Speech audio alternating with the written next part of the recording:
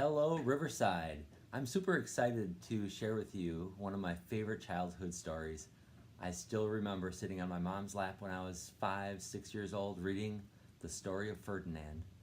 One special part in the story that I really remember is when Ferdinand, who's a giant bull, sits on a bumblebee. And I still remember my mom tickling me and me laughing and laughing hysterically. So I hope you enjoy one of my favorite stories, the story of Ferdinand the Bull. The Story of Ferdinand by Monroe Leaf.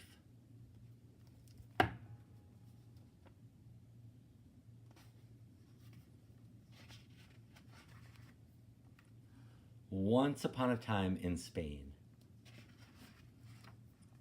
there was a little bull, and his name was Ferdinand.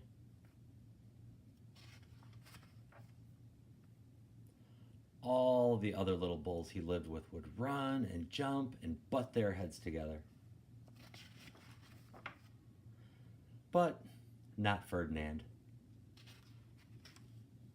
He liked to sit just quietly and smell the flowers. He had a favorite spot out in the pasture under a cork tree. It was his favorite tree, and he would sit in its shade all day and smell the flowers. Sometimes his mother, who was a cow, would worry about him. She was afraid he would be lonesome all by himself. "Why don't you run and play with the other little bulls and skip and butt your head?" she would say. But Ferdinand would shake his head. "I like it better here, where I can just sit quietly and smell the flowers." Looks like Ferdinand's mom is worried. His mother saw that he was not lonesome, and because she was an understanding mother, even though she was a cow, she let him just sit there and be happy. As the years went by, Ferdinand grew and grew until he was very big and strong. Look how big Ferdinand has gotten. All the other bulls who had grown up with him in the same pasture would fight each other all day. They would butt each other and stick each other with their horns. What they wanted most of all was to be picked to fight at the bullfights in Madrid.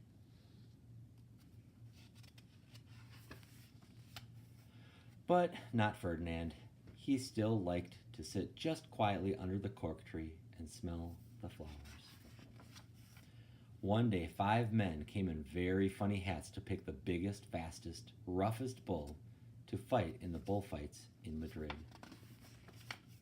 All the other bulls ran around snorting and butting, leaping and jumping, so the men would think that they were very, very strong and fierce, and pick them. Ferdinand knew that they would not pick him, and he didn't care, so he went to his favorite cork tree to sit down.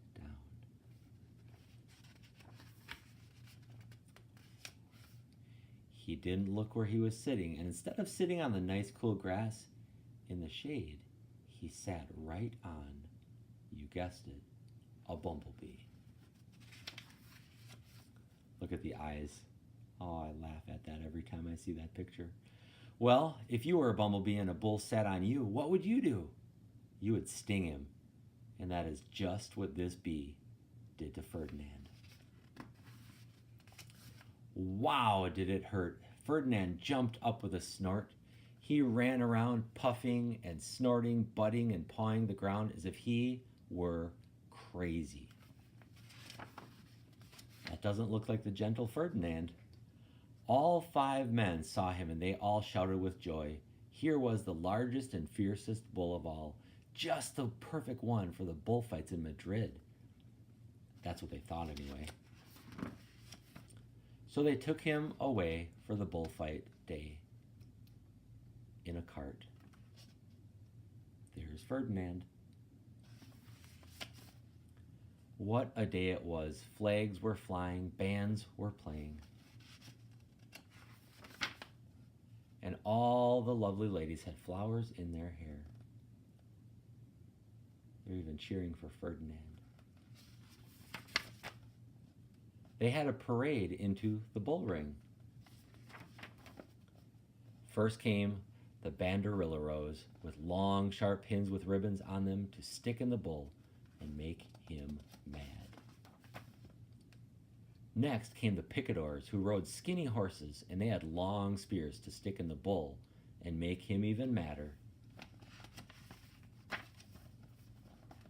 Then came the matador, the proudest of all. He thought he was very handsome and bowed to the ladies. He had a red cape and a sword and was supposed to stick the bull last of all. Then came the bull, and you know who that was, don't you? Ferdinand. There he is, peeking out.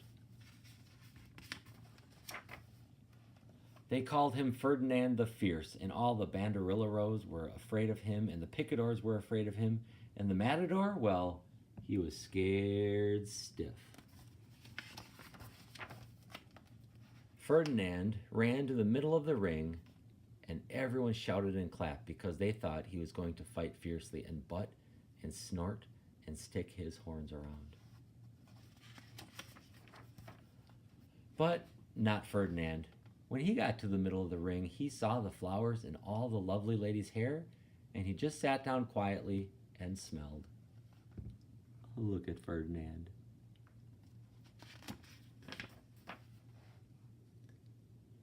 He wouldn't fight and be fierce no matter what they did. He just sat and smelled. And the banderilleros were mad, and the picadors were madder, and the matador was so mad he cried because he couldn't show off with his cape and sword.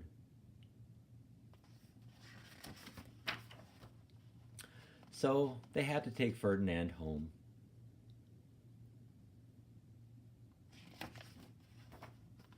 And for all I know, he is sitting there still under his favorite cork tree, smelling the flowers just quietly. He is very happy. The end. Hope you enjoyed the story of Ferdinand. See you in the fall, Riverside.